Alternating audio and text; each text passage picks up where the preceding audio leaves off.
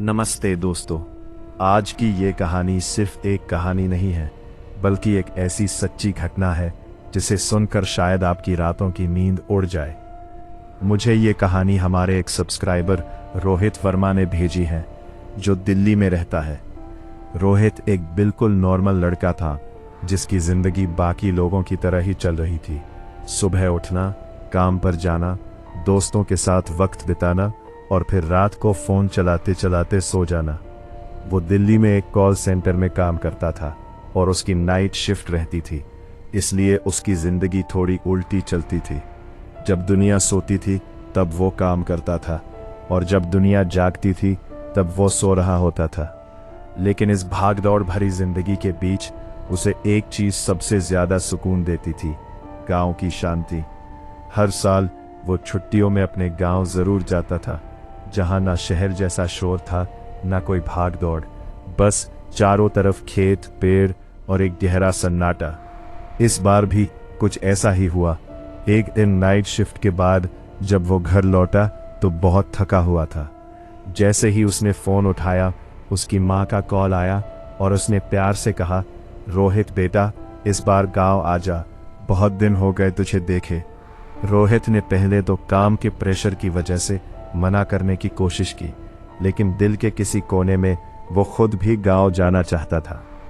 थोड़ी देर सोचने के बाद उसने ऑफिस से एक हफ्ते की छुट्टी ले ली, और यहीं से शुरू होती है इस कहानी की असली शुरुआत।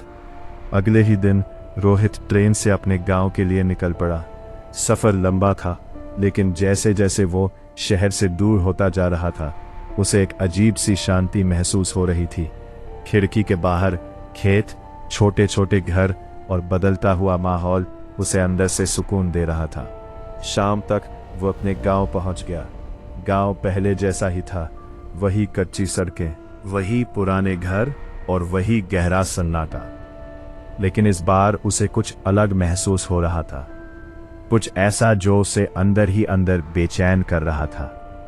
घर पहुंचते ही सबने उसका गर्मजोशी से स्वागत किया।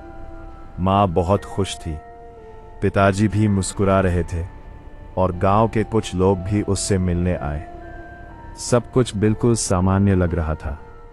लेकिन उस रात जब रोहित अपने कमरे में सोने गया, तभी दरवाजे पर किसी ने हल्की सी दस्तक दी।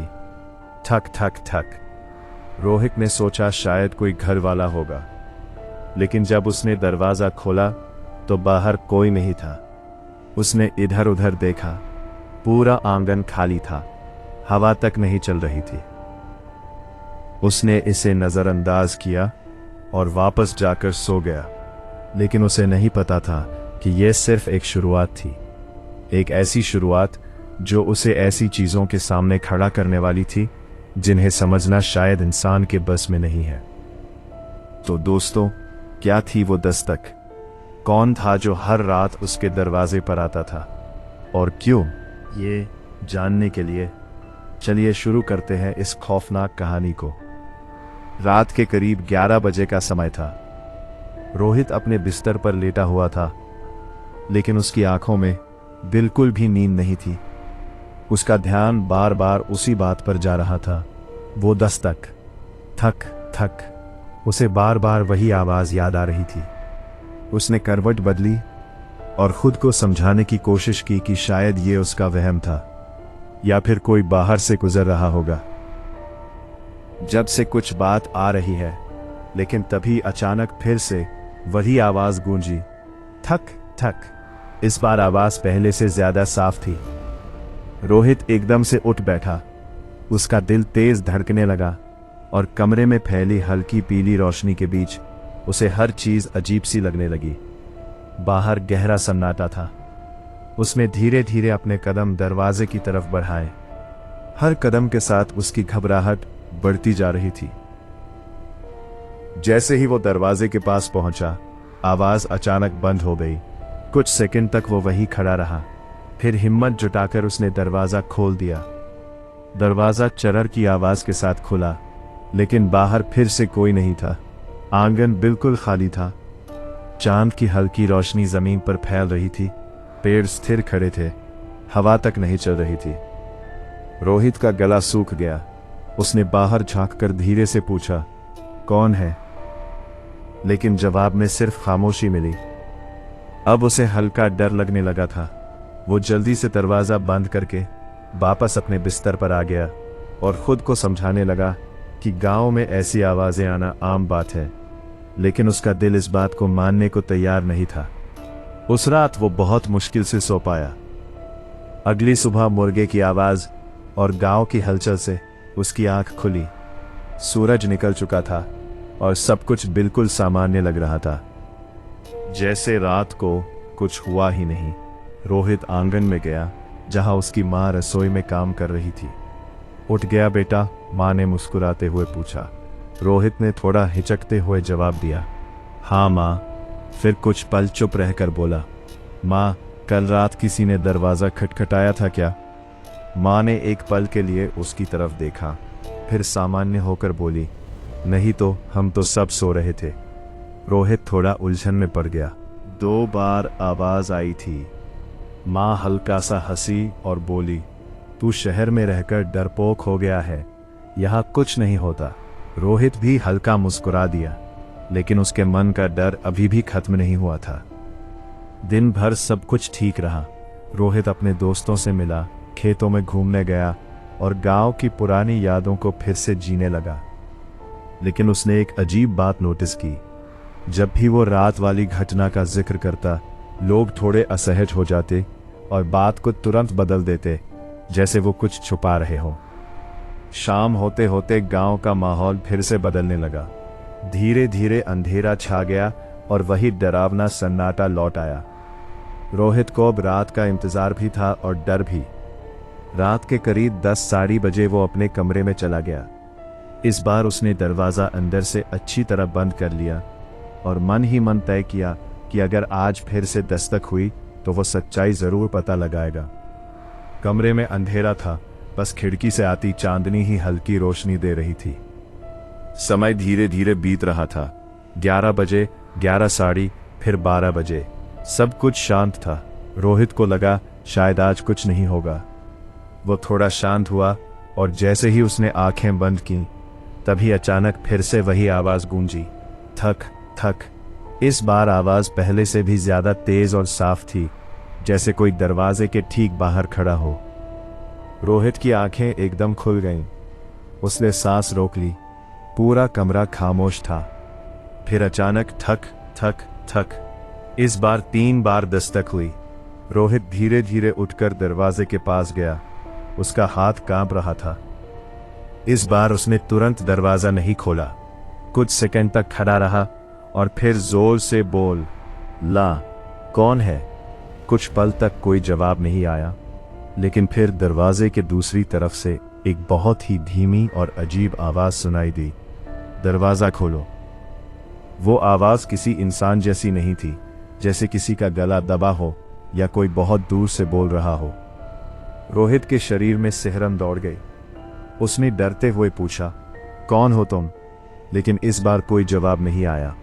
बस दरवाजे पर धीरे धीरे खरोंचने की आवाज आने लगी, खररर खररर। रोहित अब पूरी तरह डर चुका था। वो धीरे धीरे पीछे हटने लगा। उसकी नजर दरवाजे पर ही टिकी हुई थी।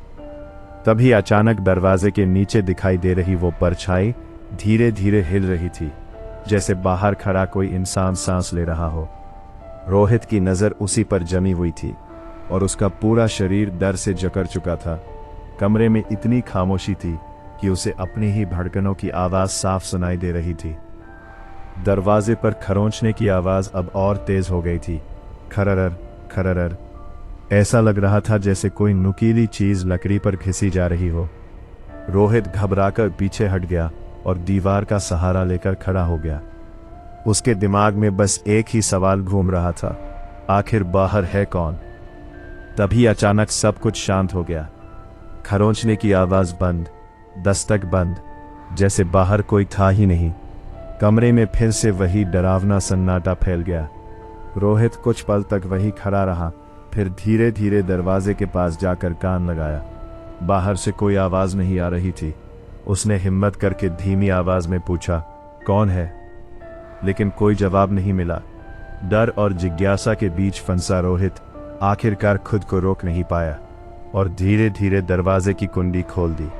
जैसे ही दरवाजा थोड़ा सा खुला, एक ठंडी हवा का तेज झोंका अंदर आया और रोहित के शरीर में सिहरन दौड़ गई। उसने दरवाजे को थोड़ा और खोला और बाहर झांका। आंगन बिल्कुल खाली था, लेकिन इस बार कुछ अलग था। दरवाजे के ठीक सामने जमीन पर गहरे खरोंच के निशान बने हुए थे, जैसे किसी ने नाखूनों या किसी तेज चीज से मिट्टी को उधेड़ा हो। वो निशान सीधे दरवाजे तक आकर खत्म हो रहे थे। रोहित की सांसें तेज हो गईं, लेकिन सबसे डरावनी बात अभी बाकी थी। वो निशान उल्टे थे, जैसे कोई चीज बाहर से अंदर घुसने की कोशिश कर रही हो। रोहित ने घबराकर तुरंत दरवाजा बंद कर दिया और पीछे हट गया। अब उसे पूरी तरह यकीन हो गया था कि ये सब उसका वहम नहीं था। कुछ तो था जो हर रात उसके दरवाजे तक आता था। उस रात वो बिल्कुल भी नहीं सो पाया। वो पूरी रात जागता रहा, कभी दरवाजे को घूरता तो कभी खिड़की से बाहर झांकता रहा। अगली सुबह उसकी आंखें लाल हो चुकी थीं। जब वो बाहर आंगन में आया तो उसकी माँ ने तुरंत पूछ लिया, क्या हुआ बेटा, सोया नहीं क्या? रोहित कुछ पल चुप रहा, फिर बोला, माँ, यहाँ रात को कुछ अजीब होता है क्या? इस बार माँ का चेहरा थोड़ा बदल गया। वो कुछ सेकंड के लिए उसे देखती रही, फिर नजरें फेरते हुए बोली, तू बेवजह सोच रहा है, कुछ नहीं है यहाँ। रोहित समझ गया था कि माँ कुछ छुपा रही है। दिन में वो गांव के बाहर खेतों की तरफ चला गया, जहां उसकी मुलाकात उसके बचपन के दोस्त सुरेश से हुई।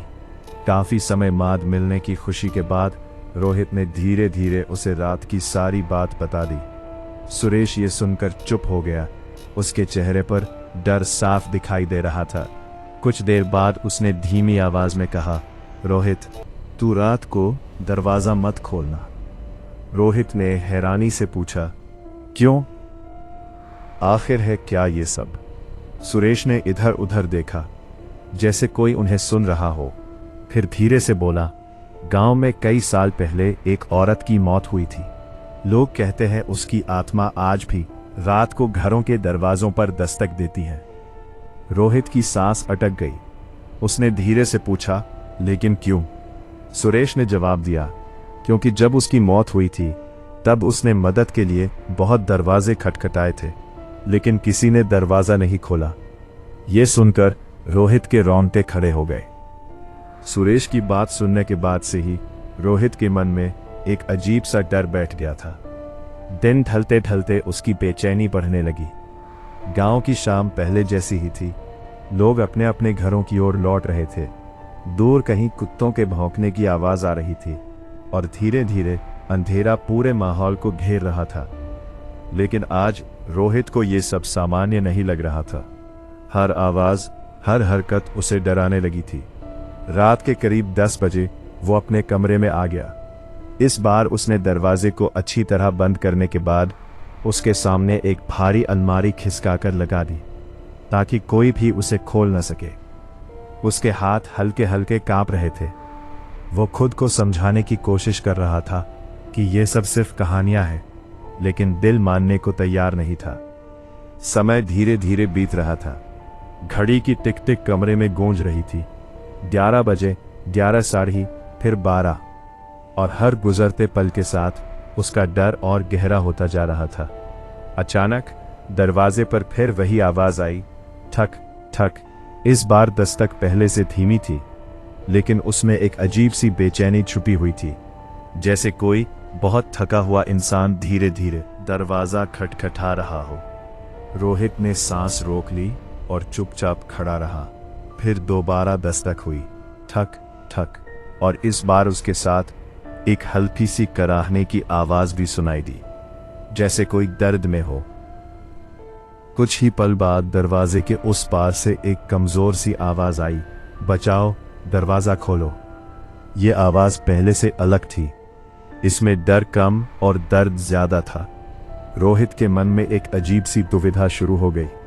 एक तरफ डर था और दूसरी तरफ किसी की मदद करने की इच्छा। उसने सोचा, अगर सच में कोई मुसीबत में है तो। लेकिन तभी उसे सुरेश की चेतावनी याद आई, दरवाजा मत खोलना। वो वही खड़ा रह गया। उसका दिमाग और दिल जैसे आपस में लड़ रहे थे। बाहर से फिर आवाज आई, कृपया दरवाजा खोल दो। अब आवाज बिल्कुल पास से आ रही थी, जैसे कोई दरवाजे से सटकर खड़ा हो। रोहित के कदम धीरे धीरे दरवाजे की तरफ बढ़ने लगे। उसका हाथ कांपते हुए कुंडी की ओर बढ़ा, लेकिन जैसे ही उसने कुंडी को छूने की कोशिश की, अचानक दरवाजे के दूसरी तरफ से एक तेज और डरावनी चीख सुनाई दी, खोलो। और उसके साथ ही दरवाजे पर जोर जोर से धमाके होने लगे। धड़ाम धड़ाम धड़ाम। अलमारी हिलने लगी, दरवाजा कांपने लगा। रोहित डर के मारे पीछे गिर गया। अब आवाज पूरी तरह बदल चुकी थी। वो दर्द भरी नहीं, बल्कि गुस्से और खौफ से भरी हुई थी, जैसे कोई अंदर घुसने के लिए बेताब हो। रोहित जमीन पर बैठा हुआ दरवाजे को घूर रहा था।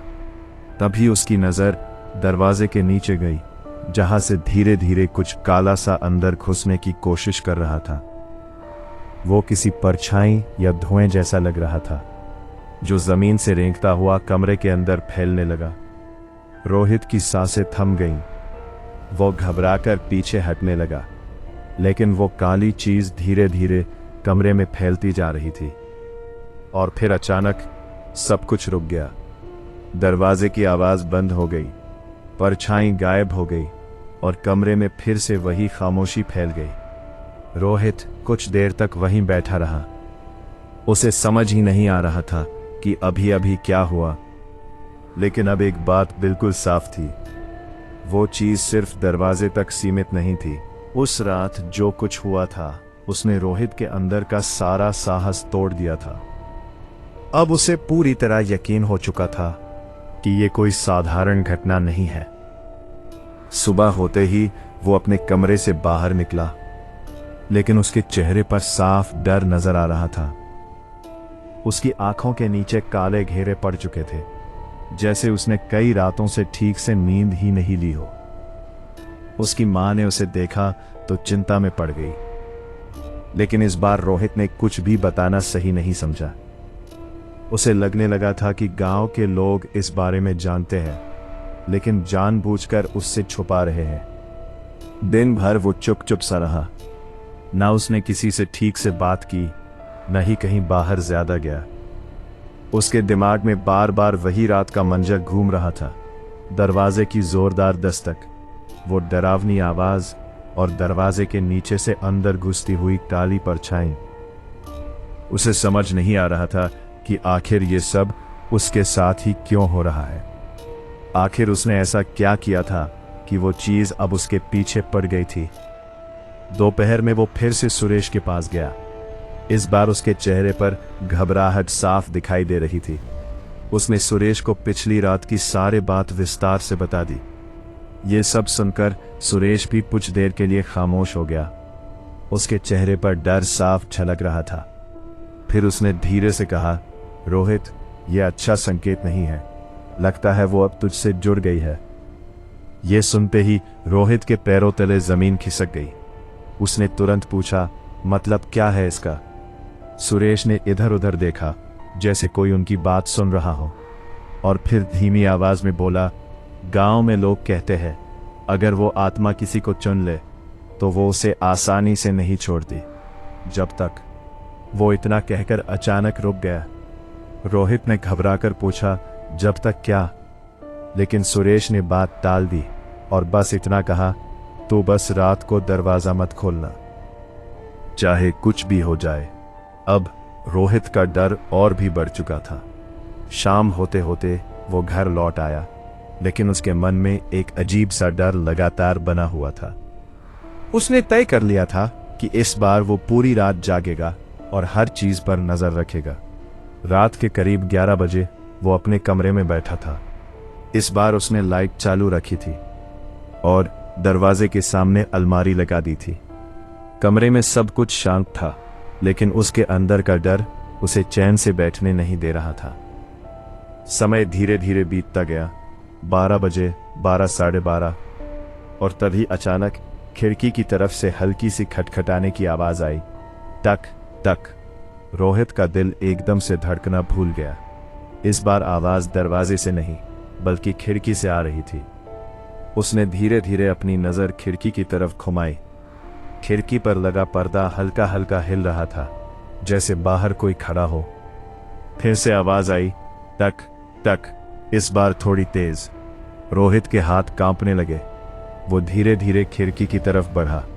उसका दिल इतनी तेज धड़क रहा था कि उसे लग रहा था कि वो आवाज बाहर तक सुनाई दे रही होगी। जैसे ही उसने पर्दा हटाने के लिए हाथ बढ़ाया, तभी बाहर से एक धीमी लेकिन साफ आवाज आई, रोहित। अपना नाम सुनते ही वो एकदम से जम गया। अब डर अपने चरम पर था, क्योंकि अब वो चीज सिर्फ दस्तक नहीं दे रही थी बल्कि उसे पहचानती भी थी। रोहित ने कांपते हाथों से धीरे धीरे पर्दा हटाया और जैसे ही उसने बाहर देखा, उसकी आंखें डर से फैल गईं। खिड़की के ठीक बाहर एक औरत खड़ी थी। उसका चेहरा आधा अंधेरे में छुपा हुआ था, बाल बिखरे हुए थे और उसकी आंखें सीधे रोहित को घूर रही थीं।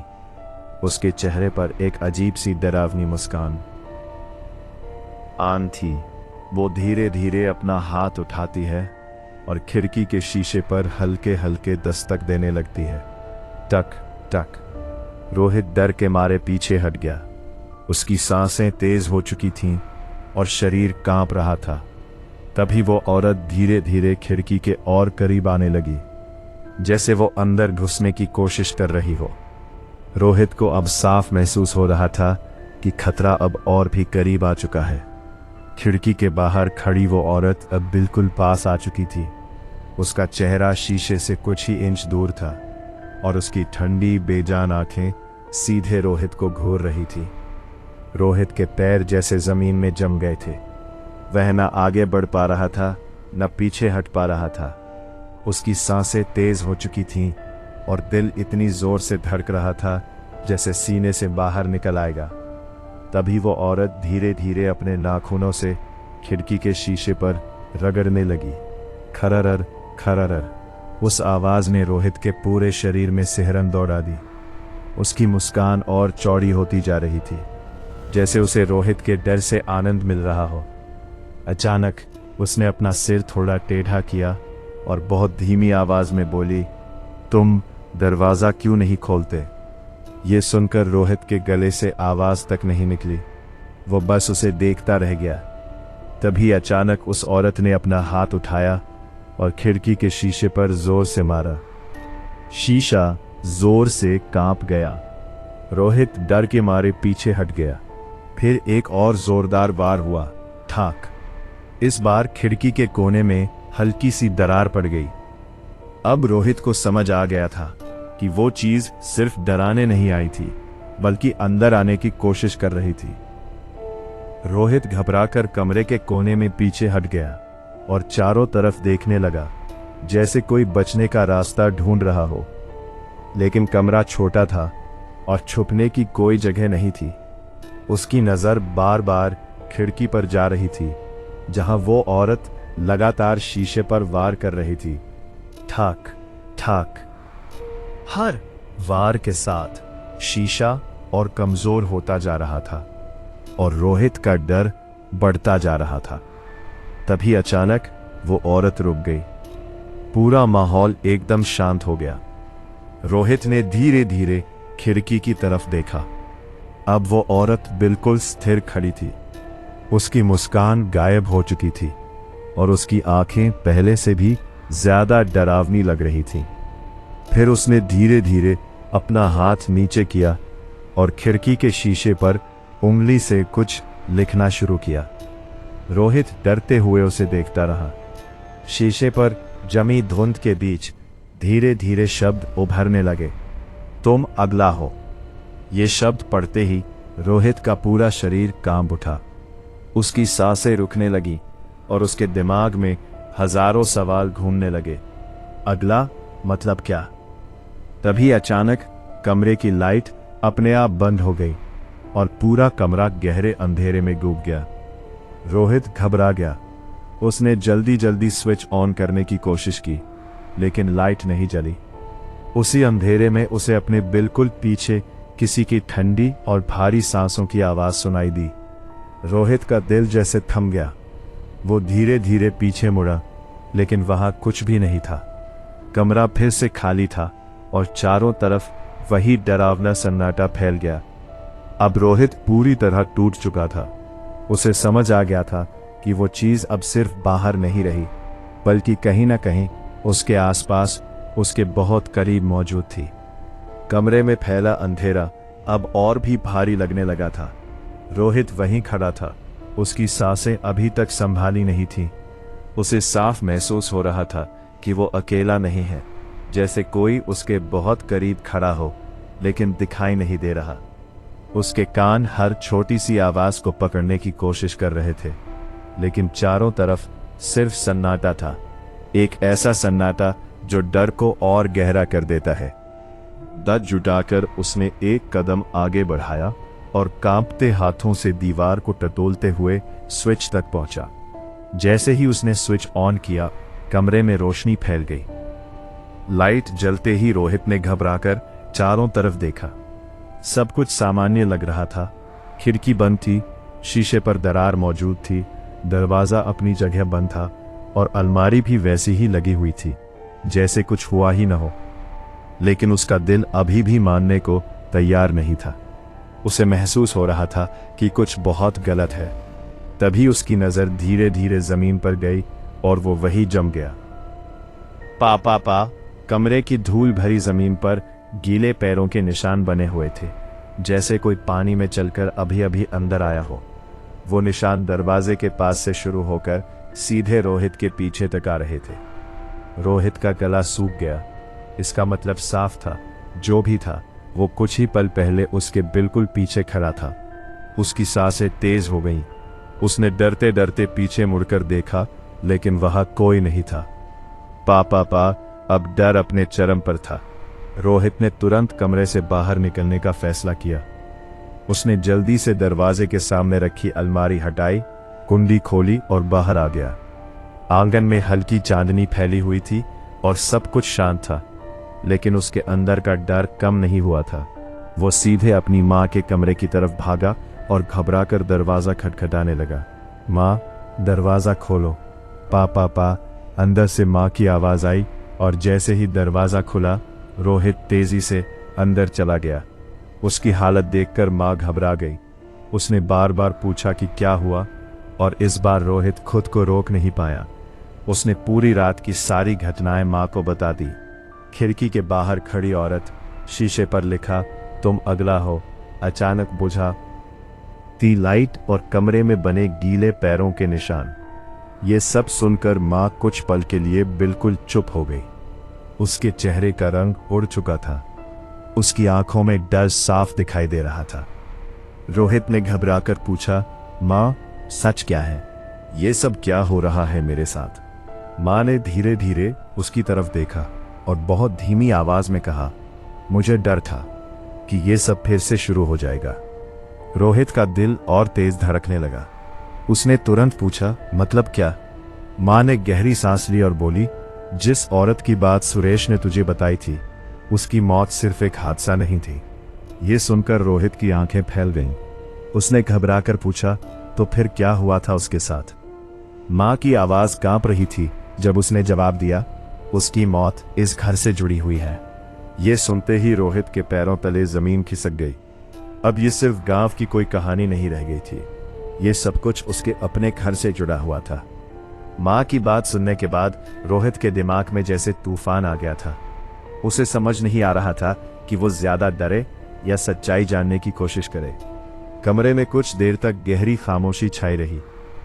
रोहित की नजरें अपनी माँ पर टिकी थी, जैसे वो हर हाल में पूरी सच्चाई जानना चाहता हो। आखिरकार उसने धीमी आवाज में कहा, माँ, मुझे सब सच सच बता दो, आखिर हुआ क्या था? माँ ने गहरी सांस ली। उसकी आंखों में डर और पछतावा साफ दिखाई दे रहा था। कुछ पल चुप रहने के बाद उसने कहना शुरू किया कि कई साल पहले इस गांव में एक औरत रहती थी जिसका नाम कमला था। वो अकेली रहती थी और गांव के लोग उसे अच्छा नहीं मानते थे। कोई उसे अजीब कहता, कोई मनहूस, लेकिन सच ये था कि वो सिर्फ अकेली थी और किसी का सहारा नहीं था। माँ ने आगे बताया कि एक रात बहुत तेज बारिश हो रही थी और उसी रात कमला बुरी तरह घायल हो गई।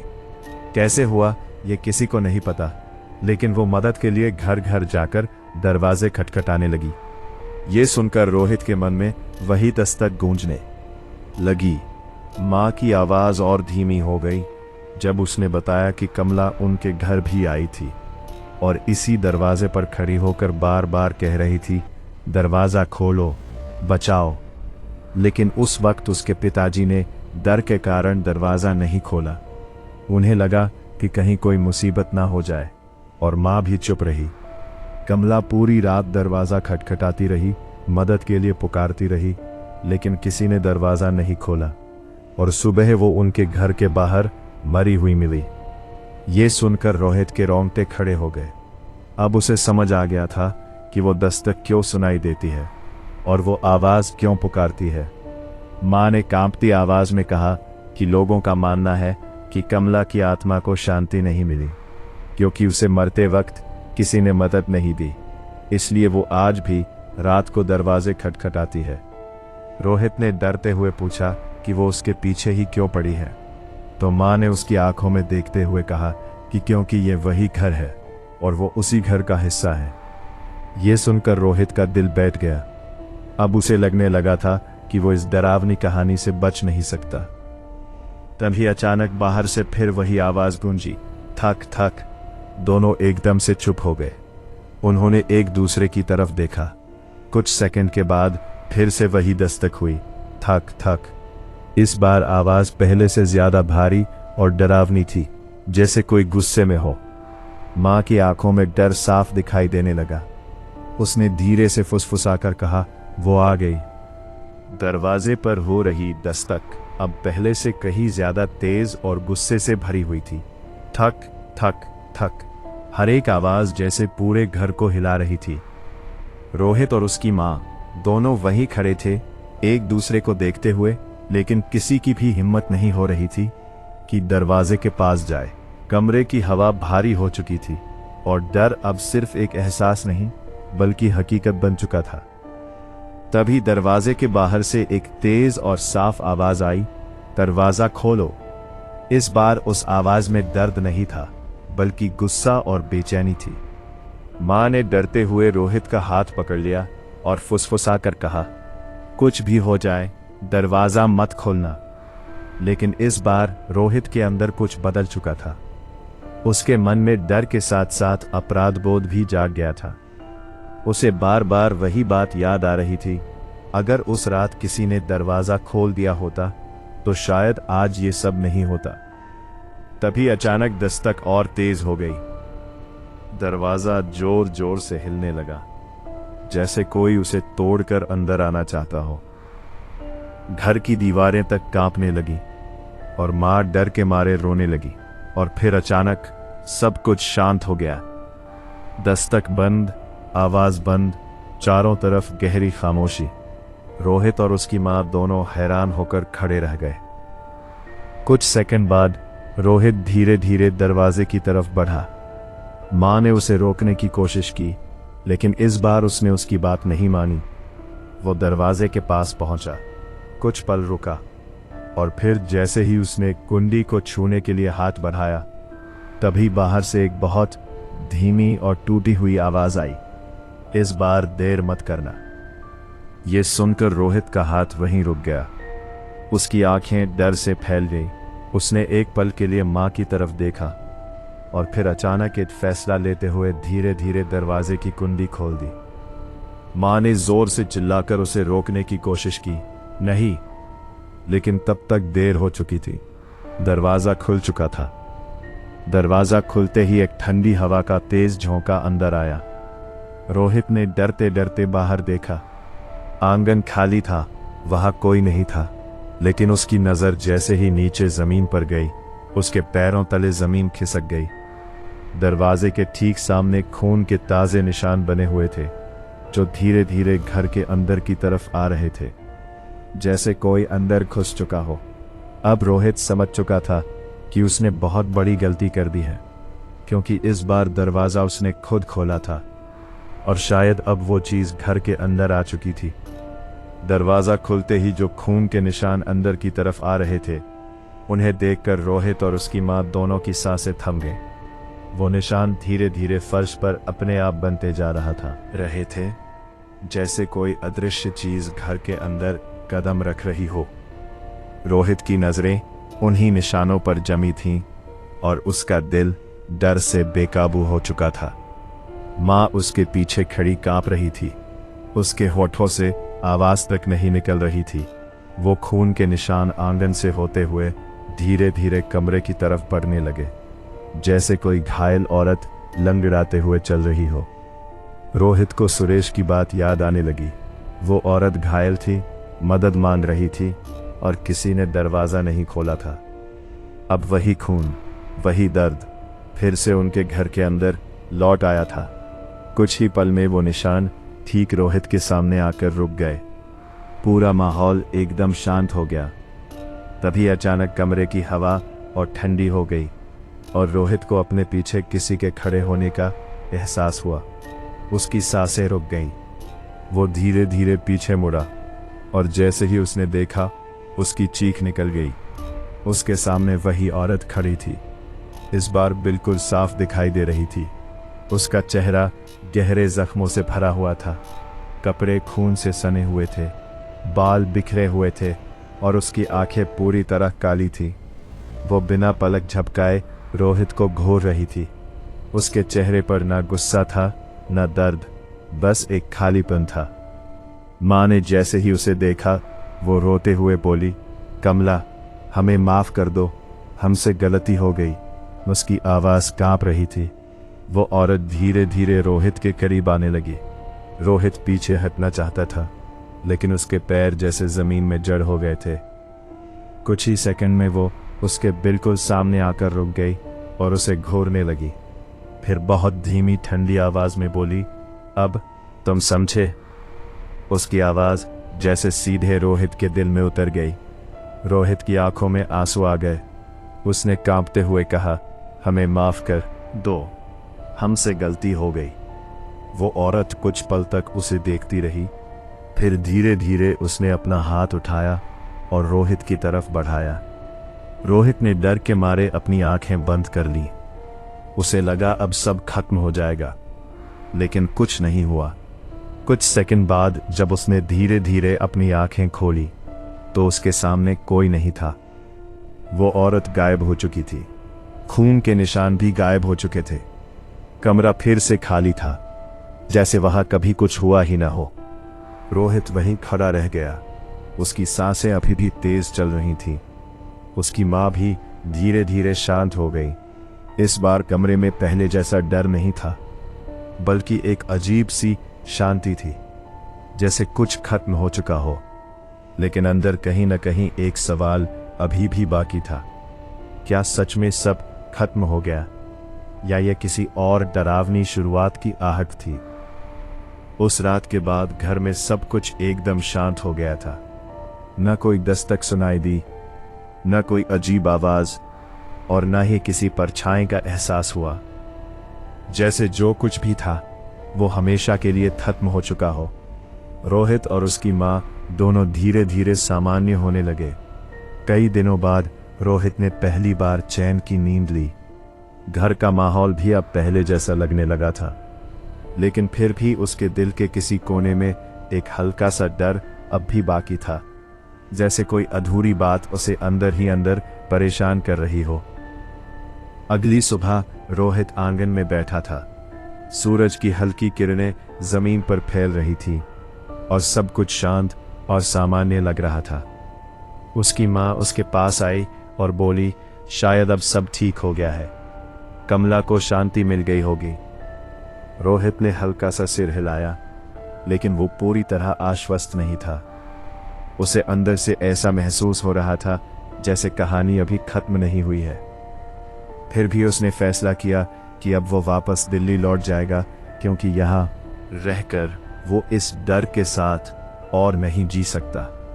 उसने अपना सामान पैक करना शुरू कर दिया। मां ने भी उसे नहीं रोका, क्योंकि वो समझ चुकी थी कि रोहित अब इस घर में ज्यादा दिन नहीं रह पाएगा। शाम तक सब तैयार हो गया।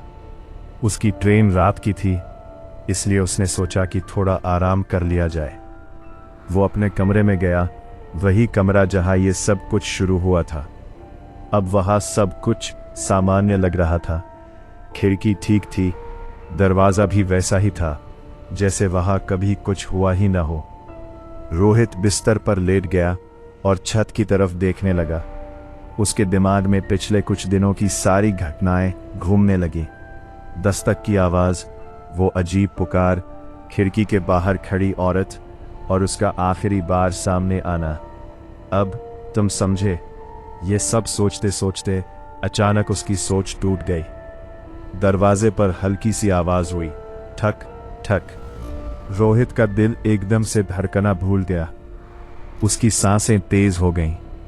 वो धीरे धीरे उठकर बैठ गया और कुछ पल तक खुद को समझाने लगा कि शायद ये उसका वहम है।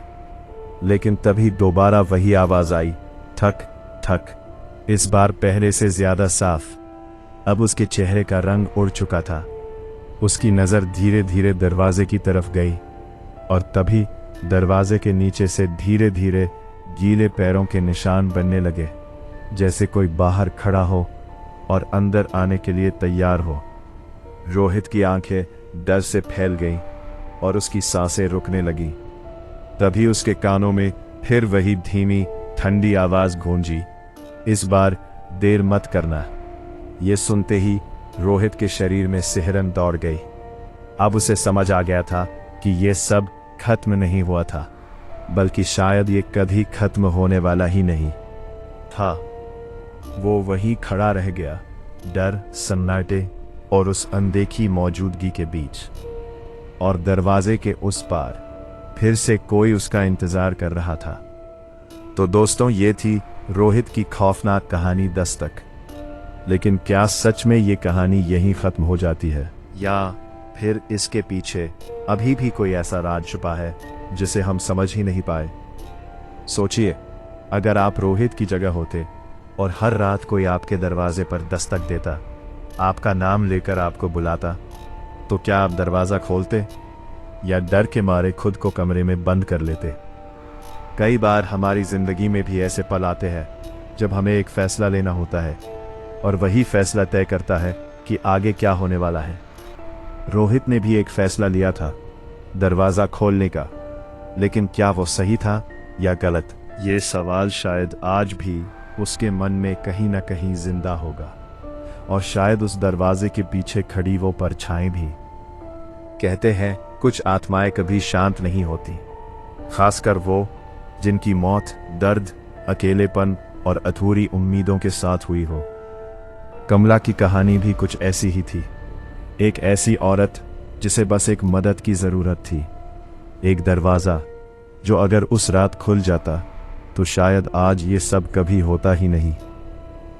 लेकिन दोस्तों, जिंदगी हमेशा हमें दूसरा मौका नहीं देती, और कभी कभी हमारी एक छोटी सी गलती किसी और की पूरी कहानी बदल देती है।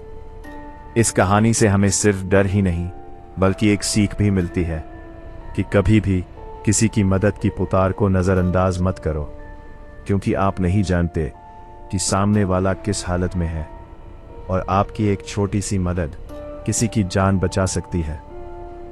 और अगर कभी रात के सन्नाटे में आपको भी कहीं से हल्की सी दस्तक सुनाई दे, तो एक बार जरूर सोचिएगा, क्या वो सिर्फ हवा है या कोई आपकी मदद का इंतजार कर रहा है?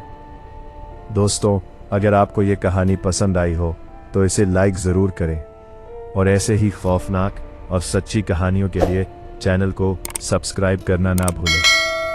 आपका एक एक सपोर्ट हमें और भी बेहतर कहानियाँ लाने के लिए मोटिवेट करता है। और हाँ, अगर आपके पास भी कोई ऐसी सच्ची और डरावनी घटना है जो आपने खुद महसूस की हो या आपके किसी जानने वाले के साथ हुई हो, तो हमें ज़रूर भेजें। हो सकता है आपकी कहानी अगली वीडियो में सुनाई जाए। तब तक के लिए सुरक्षित रहिए और दरवाजे की हर दस्तक पर भरोसा मत करिए। परंतु मिलते हैं अगली वीडियो में एक और खौफनाक कहानी के साथ।